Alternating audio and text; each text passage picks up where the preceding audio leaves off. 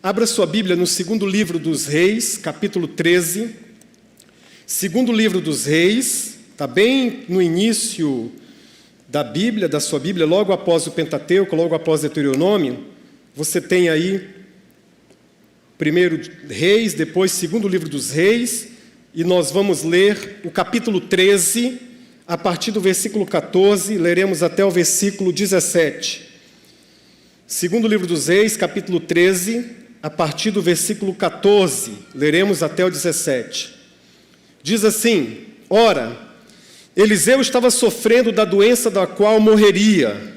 Então Jeoás, rei de Israel, foi visitá-lo e, curvando sobre ele, chorou, gritando: meu pai, tu és como os carros e os cavaleiros de Israel. Eliseu lhe disse: traga um arco e algumas flechas. E ele assim fez. Pegue o arco em suas mãos, disse ao rei de Israel. Quando pegou, Eliseu pôs as suas mãos sobre as mãos do rei e lhe disse: abra a janela que dá para o leste e atire. O rei o fez, e Eliseu declarou: esta é a flecha da vitória do Senhor, a flecha da vitória sobre a Síria.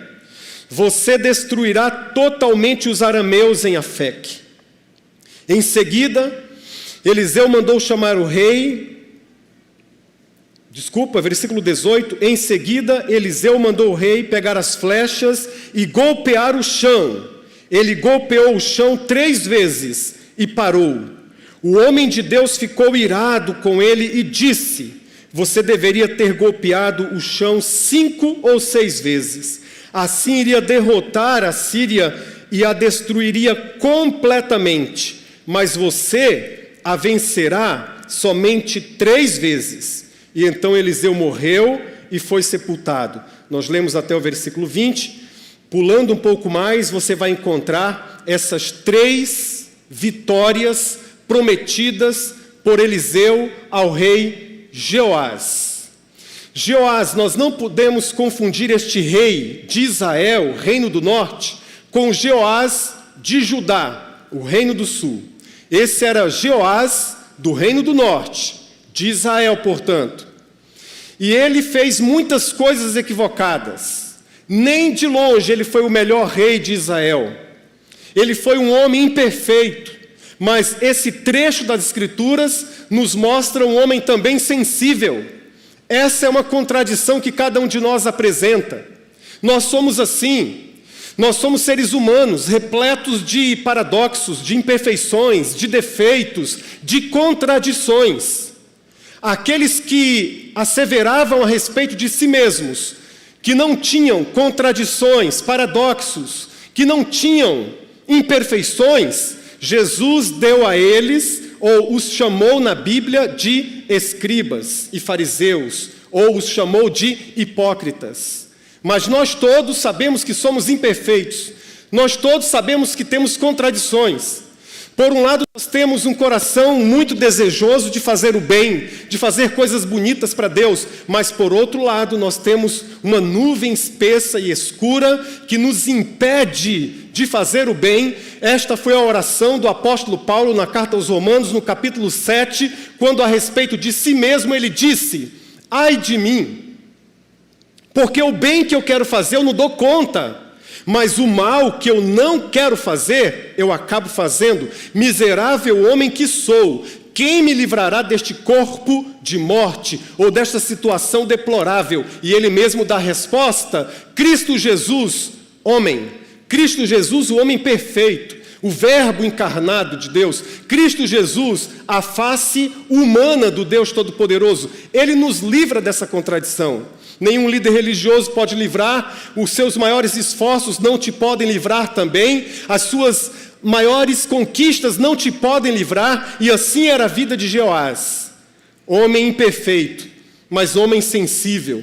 A respeito dele, no próprio capítulo 13 do segundo livro dos Reis, no versículo 11, a Bíblia diz assim: ele, Jeoás, fez o que o Senhor reprova, e não se desviou de nenhum dos pecados que Jeroboão, filho de Nebate, levara Israel a cometer, antes permaneceu neles. Mesmo assim, mesmo com este currículo, mesmo com este formato de vida, o Senhor, através do profeta, demonstra a ele misericórdia, graça, e esta é a primeira grande lição desse trecho das Escrituras que nós lemos aqui. A graça de Deus, a benfazeja graça de Deus, a poderosa graça de Deus, não é por nossa causa, é por Ele mesmo, é pelo nome dEle, é pelo poder dEle. Nós somos imperfeitos, mas esse Deus todo-poderoso, extraordinário, se manifesta com graça, como se manifestou na vida de Joás. E ele foi até o profeta, que a esta altura estava com 90 anos de idade aproximadamente, o velho profeta Eliseu, que profetizara por 66 longos anos, mas que há 45 anos estava em silêncio, nenhuma profecia da parte de Deus. Mas aos 90 anos de idade, o rei se aproxima e o honra, e ouve da boca dele a última profecia de Eliseu. Nós nunca sabemos quando estamos diante de uma última profecia, de uma última palavra profética, de uma última tentativa, que pode ser de uma mãe, que pode ser de um pai, de um último conselho espiritual. Nós nunca sabemos. E é fato que Joás também não sabia, mas ele pressentiu. Porque diz o texto sagrado que ele descobriu que Joás estava doente, com uma doença incurável. Diz a Bíblia que esta doença levaria à morte. E ele vai até o profeta Eliseu. Ele quer ouvir o profeta.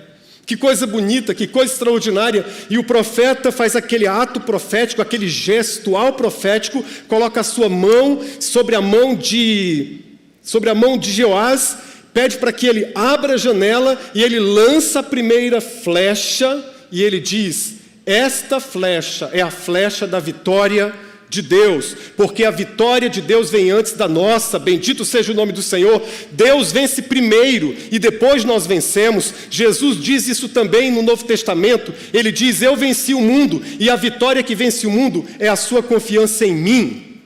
Ele vence primeiro, depois nós vencemos. Ele morreu e ressuscitou primeiro, e depois nós morremos, e um dia ressuscitaremos e estaremos com o Senhor para sempre. Louvado seja o nome do Senhor.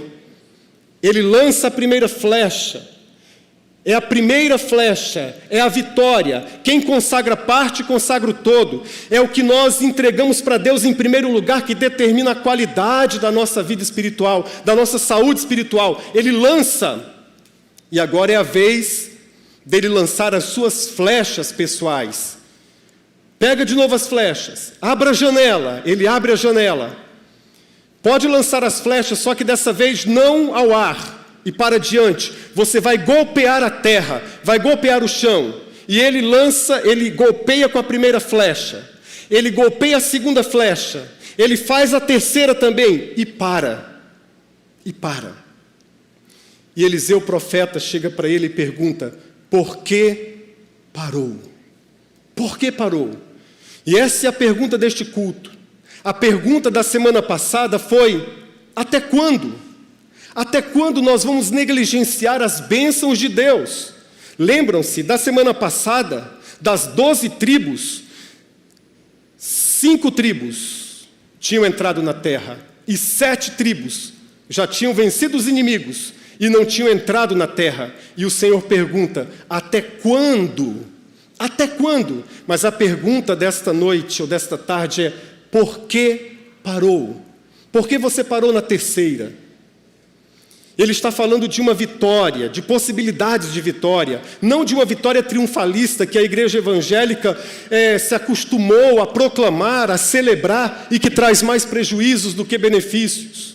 Um grito de vitória humano, um brado de vitória, veiculado, transmitido nas nossas canções, de que você vai vencer, de que você vai sair vencedor, de que você vai passar pela prova, mas vai sair dando glória a Deus. É uma linguagem de vitórias, e vitórias e vitórias parecem respostas fáceis para as perguntas difíceis que nós temos neste mundo.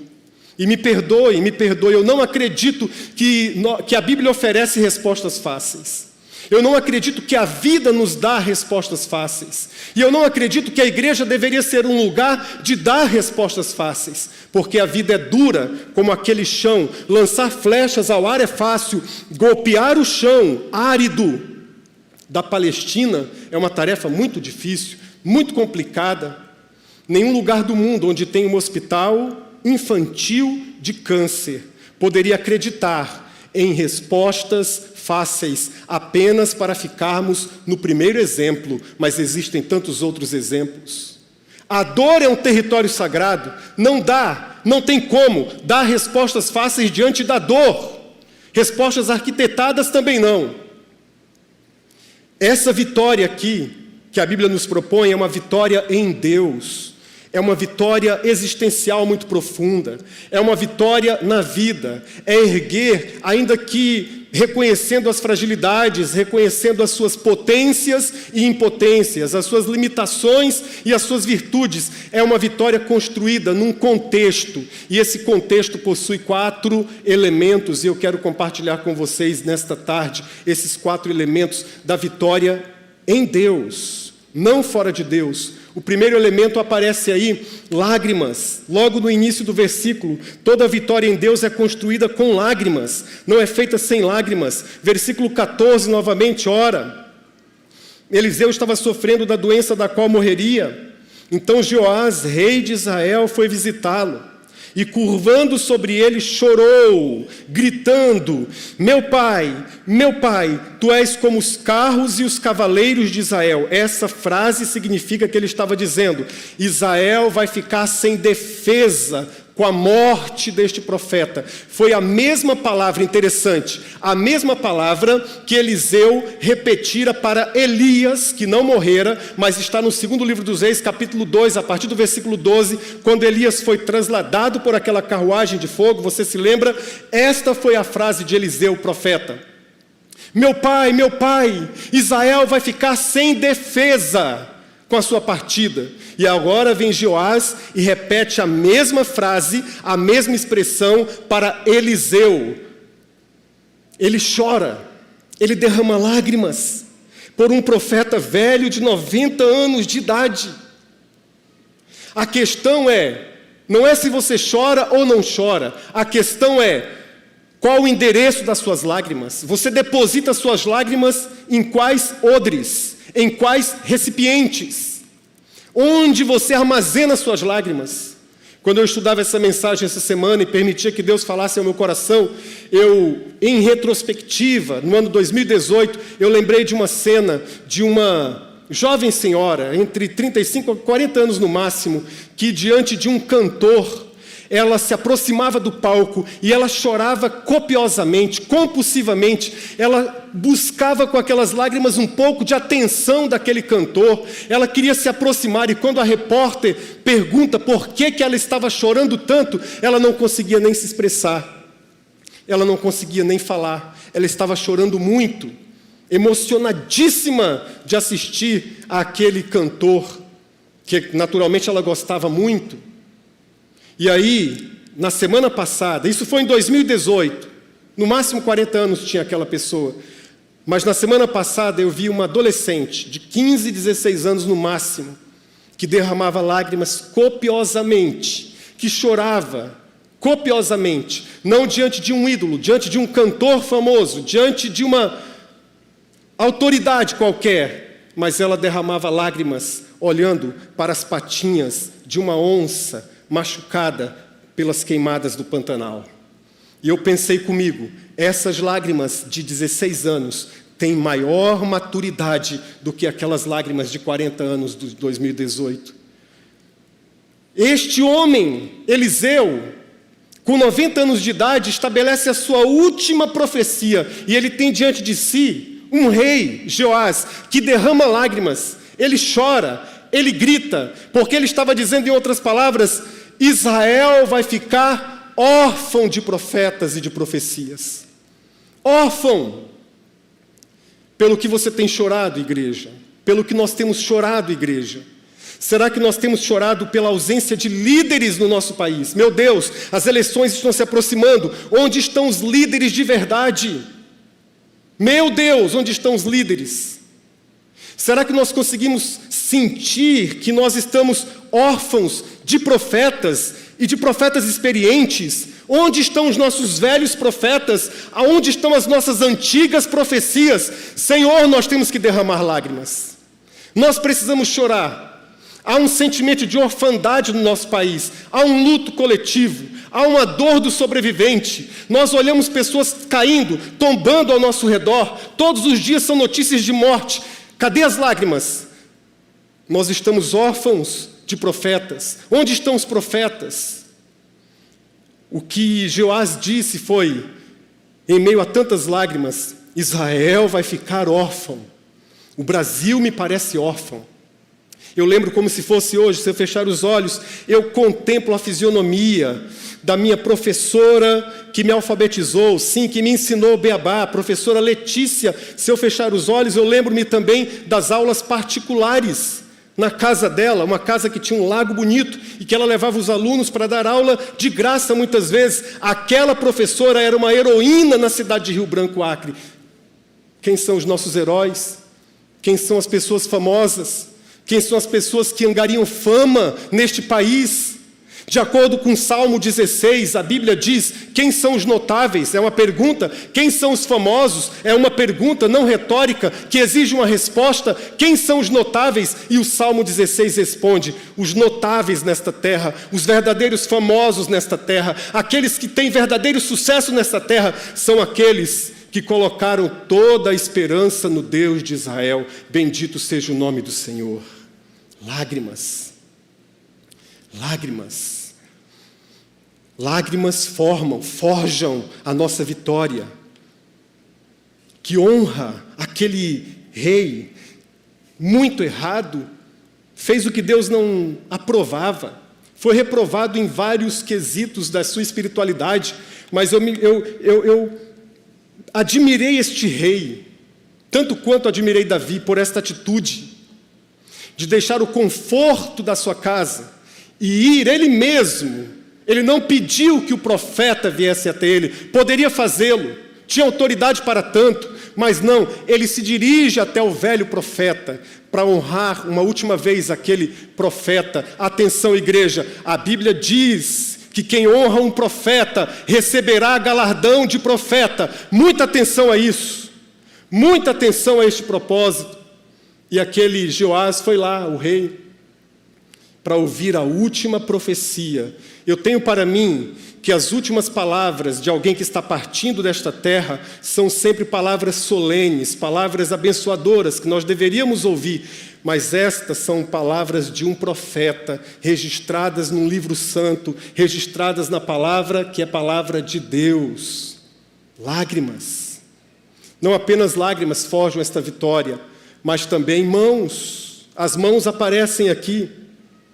As mãos de Deus, primeiramente. Preste atenção nos versos 15 em diante. E Eliseu lhe disse, traga um arco, algumas flechas. Ele fez, pegue o arco com suas mãos, disse o rei de Israel. O rei disse ao rei de Israel. E quando pegou, Eliseu pôs as suas mãos sobre as mãos do rei e lhe disse, abra a janela que dava para o leste, atire. O rei o fez, então Eliseu declarou, esta é a flecha da vitória do Senhor, a flecha da vitória sobre a Síria, você destruirá totalmente os arameus em Afeque. Os arameus e os sírios, mesma coisa, em Afeque.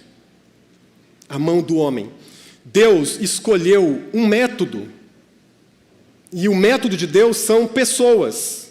O método de Deus é constituído de pessoas, de mãos, nossas mãos. Ele poderia fazer tudo sozinho, como ele criou o universo antes de criar o ser humano. Disse Deus, haja luz e houve luz. Ele poderia, no poder da sua palavra, continuar criando tudo, apenas com a sua palavra, com o seu sopro de vida, e ele poderia fazê-lo, e ele tem poder para tanto, mas ele escolheu fazer uma obra, um trabalho a 4 mãos, as mãos de Deus e as nossas mãos. Lance essa flecha, diz a Bíblia, que o profeta é um símbolo muito bonito. Colocou suas mãos sobre as mãos frágeis de Joás, o rei.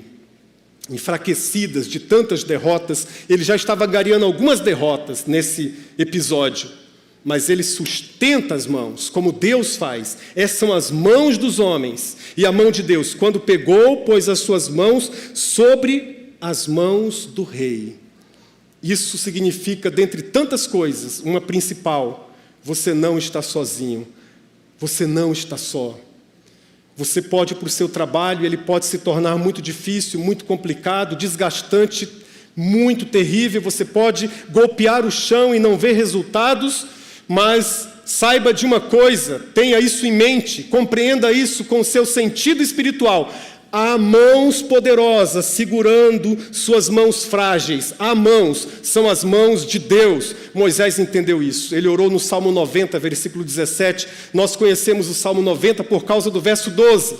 O verso 12 diz: ensina-nos a contar os nossos dias, de tal maneira que alcancemos corações sábios. Esse é o versículo 12. Mas o 17 é tão lindo quanto o versículo 12. O versículo 17 diz: esteja sobre nós a poderosa mão do Senhor, a bondade do Senhor opera sobre nós, consolida o trabalho das nossas mãos. E ele repete a mesma oração: consolida o trabalho das nossas mãos. Há alguns anos, bastante tempo na verdade, eu tive uma experiência com isso em Rio Branco, no Acre. Eu recebi uma ligação da minha irmã. Ela disse: o papai não está bem. Ele estava lutando contra um câncer na próstata e, em função do tratamento, ele teve uma parada cardíaca. E ele foi salvo, mas ele tinha que fazer a cirurgia. Então, 2 ou 3 meses depois, não lembro agora exatamente, ele estava no hospital. E eu vou para lá, eu fui para Rio Branco, no Acre. E chegando lá, eu entrei naquele espaço, no hospital, e o maqueiro já estava ali, pronto para levar meu pai para o centro cirúrgico. A enfermeira também. Eu disse: só um pouquinho, eu preciso orar por ele, tem que ser rápido. E eu orei, eu fiz uma oração rápida pelo meu pai. E eu orei assim: Senhor, quando meu pai entrar naquele centro cirúrgico, coloque as tuas mãos sobre as mãos do médico e guia o médico nessa cirurgia. E eu orei. Depois de algum tempo, algumas horas na verdade, findo a cirurgia, o médico disse: está tudo bem. E ele contou para minha irmã e para mim a experiência. Ele disse assim: sabe, eu estava cuidando do seu pai, fazendo a cirurgia, e de repente o seu pai começou a passar muito mal, e eu sabia que eu tinha que deixar isso aqui para tentar reanimá-lo, para cuidar dele, mas eu não conseguia. Eu sentia alguma coisa segurando as minhas mãos, e eu não conseguia sair dali. Então eu decidi fazer a cirurgia. Aconteça o que aconteceu. E sabe o que aconteceu? Meu pai foi livre. E eu não tenho a menor dúvida de que foi aquela simples oração de um filho desesperado que disse: Deus, coloque as tuas mãos sobre as mãos desses médicos, em nome de Jesus. E você pode pedir as mãos de Deus no seu trabalho, nos seus afazeres. Você pode pedir as mãos de Deus na condução da educação dos seus filhos. Você pode pedir. Sua vitória é construída não só com as suas mãos, mas com as mãos de Deus. Também janelas é um outro cenário, um outro contexto, porque você observou aqui na leitura que o rei diz: vai buscar as flechas e o arco, e ele volta com os seus instrumentos, com as suas ferramentas, mas quando chega, ele diz assim: abra a janela. Abra a janela. É a primeira coisa. Isso me marcou profundamente essa semana.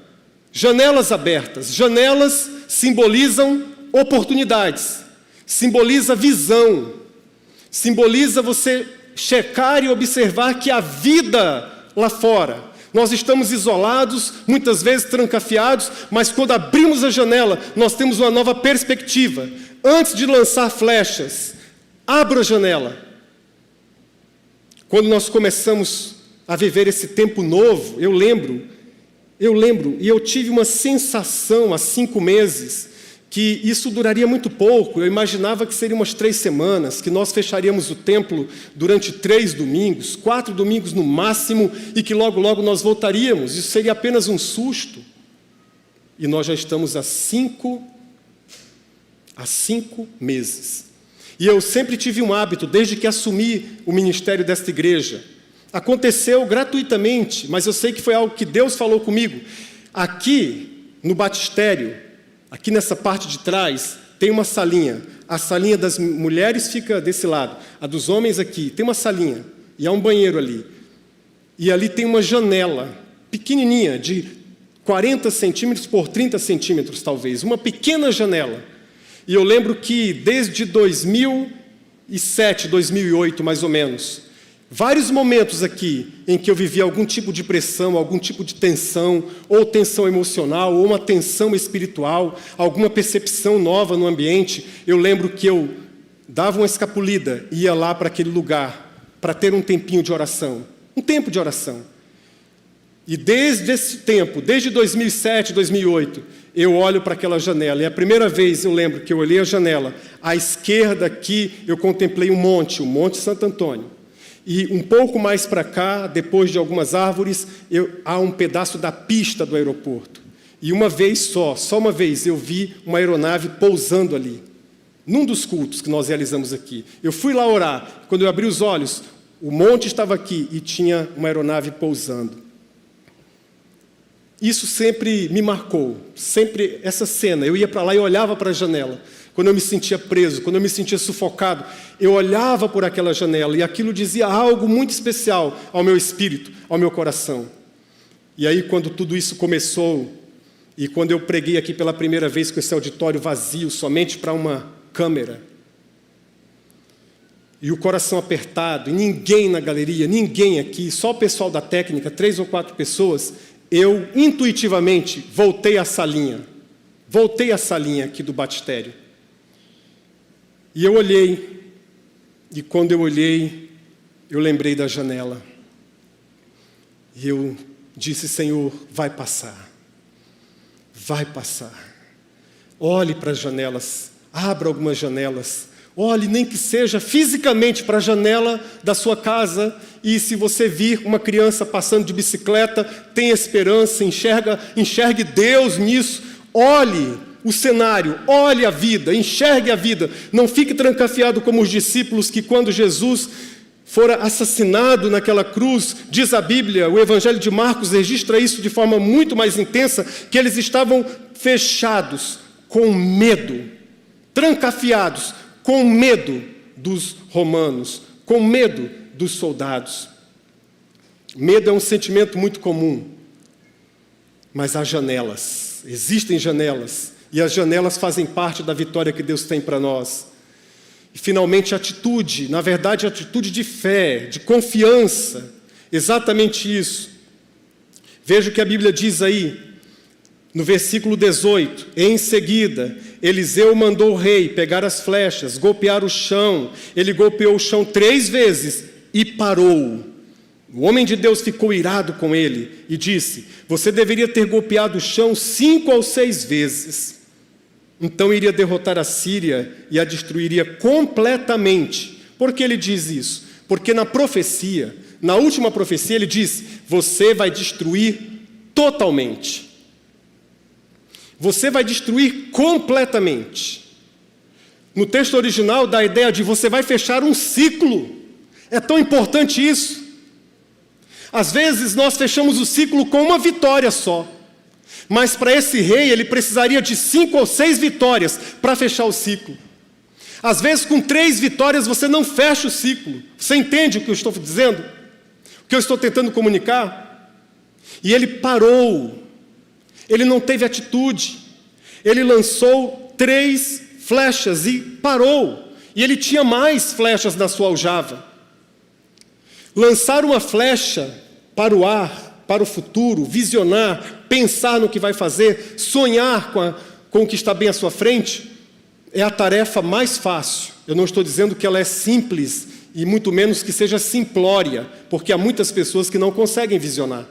Mas é de todas a tarefa mais simples. A tarefa mais difícil é o que você precisa fazer todos os dias. Todos os dias. Golpear o chão, golpear a terra dura, lançar e perceber que você fez todo um esforço e a flecha resvalou, não penetrou, nada aconteceu, nada mudou, mas a Bíblia insiste que você não deve parar. Parafraseando o apóstolo Paulo, em Romanos capítulo 1, versículo 17, Eu quero dizer, o justo viverá de flecha em flecha. É de fé em fé, mas hoje de flecha em flecha. Não pare. Lance as suas flechas, golpeie esse chão duro, seja qual for a luta, seja qual for a questão, insista, persista, persevere. Tenha essa atitude. E diz a Bíblia que o profeta Eliseu ficou muito indignado, ele ficou muito irado com o rei. E ele diz: por que você parou? Agora você vai ter apenas 3 vitórias, você poderia ter todas as vitórias, mas você vai ter apenas 3. E no Novo Testamento nós recebemos também da parte de Deus esse puxão de orelha. Está na carta aos Hebreus, capítulo 12, versos 11 a 12. Eu vou ler o texto para você. Diz assim: toda correção, de fato, no momento em que ocorre, não nos parece ser motivo de contentamento, mas de frustração.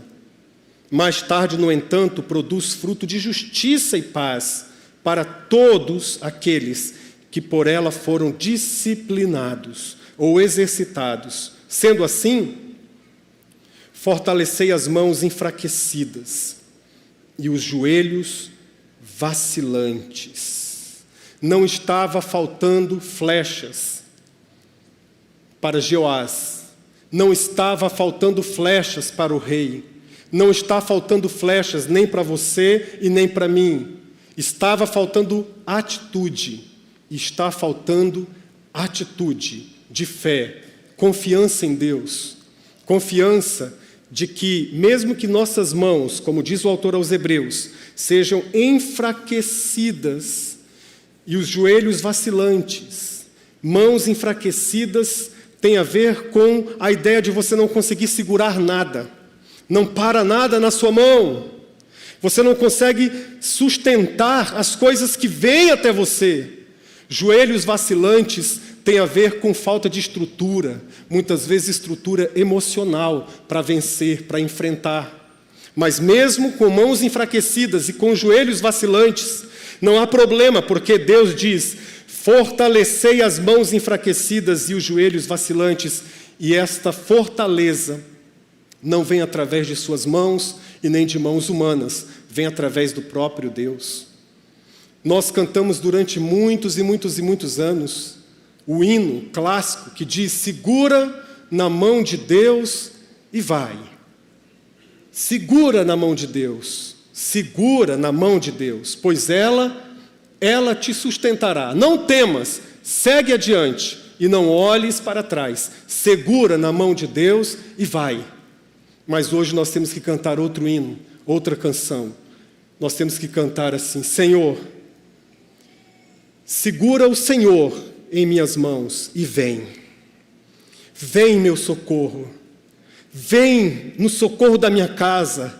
Segura o Senhor em minhas mãos e vem. Venha no socorro do meu casamento, no socorro da minha família, dos meus negócios. Vem, Senhor. Vem, coloca a tua mão sobre a minha mão. Eu vou conquistar com lágrimas. Eu vou entender que as tuas mãos poderosas sustentam as minhas mãos frágeis. Eu vou abrir janelas. Eu vou continuar lançando as flechas da fé, da confiança, do exercício da confiança no Senhor. Mas vem meu socorro. Vem em socorro da minha casa, em socorro da minha família.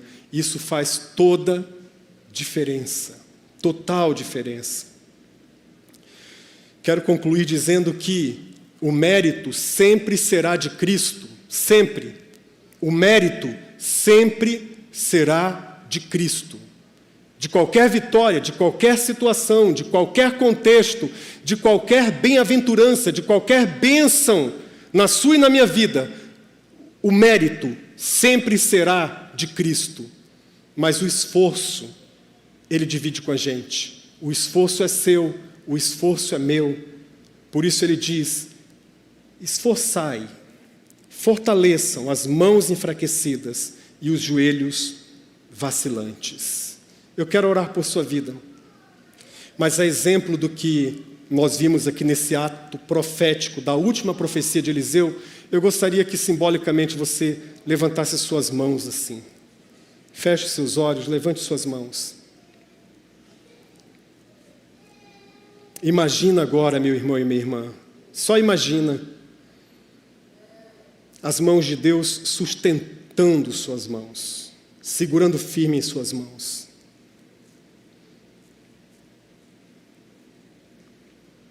Imagina o Senhor colhendo suas lágrimas em seu odre, em seu recipiente santo.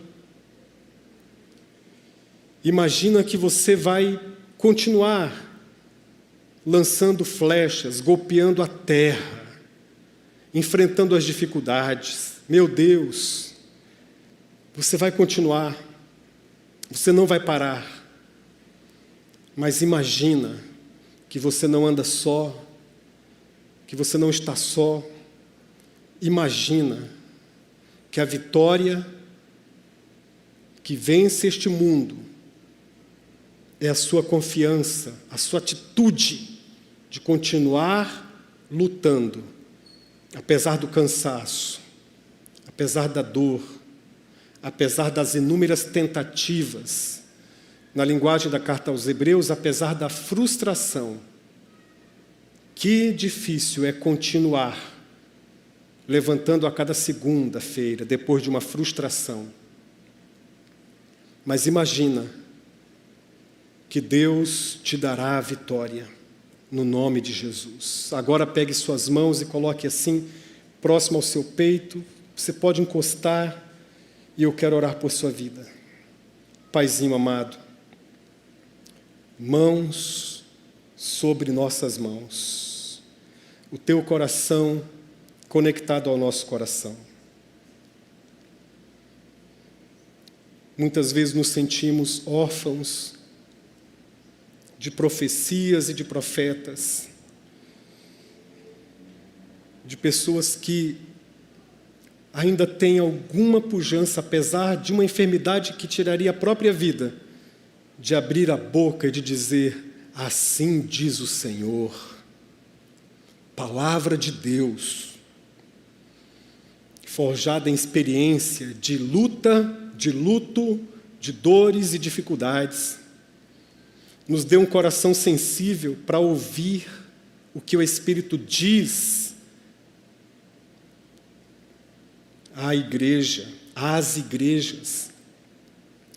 Ajuda-nos a ter um coração sensível para honrar a sabedoria de quem chegou aos 90, com lucidez, com luz do alto, com vida de Deus para ser repartida, para ser compartilhada, com mãos enrugadas, manchadas pelo tempo, pelo peso da idade, mas ainda capazes de segurar as mãos de um rei, de dar direção para um rei.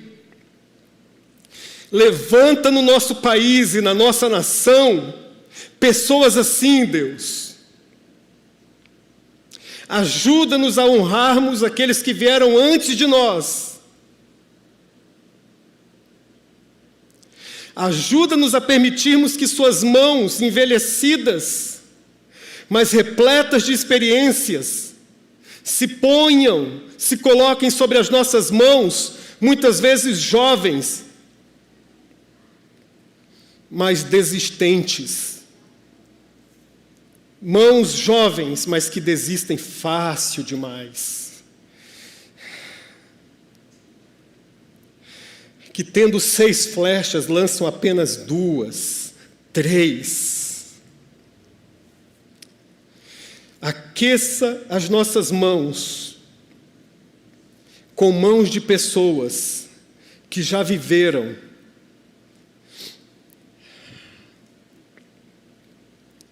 que já aprenderam. E por favor, Deus, põe as tuas mãos sobre as nossas mãos, porque de fato, Deus, de fato, Senhor, as nossas mãos não são de verdade totalmente limpas, mas elas são totalmente tuas. Totalmente tuas. sustenta-nos, porque ainda temos flechas, em nome de Jesus. Que o amor de Deus Pai, a graça bendita de Jesus, o Filho de Deus, e a comunhão do Santo Espírito seja com esta igreja reunida presencialmente aqui e com a igreja espalhada em diversos lares, em toda a parte do mundo, hoje e para sempre. Amém e amém. Deus abençoe. Tenha uma ótima semana, em nome de Jesus.